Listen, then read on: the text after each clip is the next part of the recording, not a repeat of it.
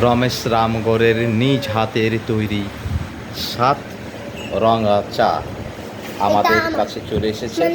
একটু থামো আব্বুরা, থামো একটু দেখো 7 কালারের চাটা একটু দেখাই।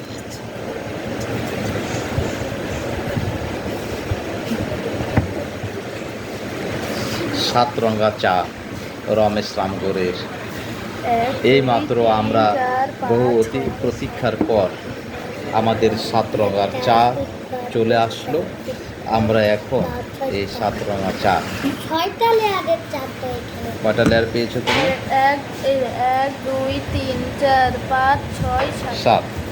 এটা গণত 1 2 3 4 5 6 7। হ্যাঁ, 7 রঙা চা আমাদের কাছে উপস্থিত হয়েছে। এখন আমরা আস্তে আস্তে এটাকে অবলোকন করব, খাবো, খেয়ে দেখব তার স্বাদ কেমন।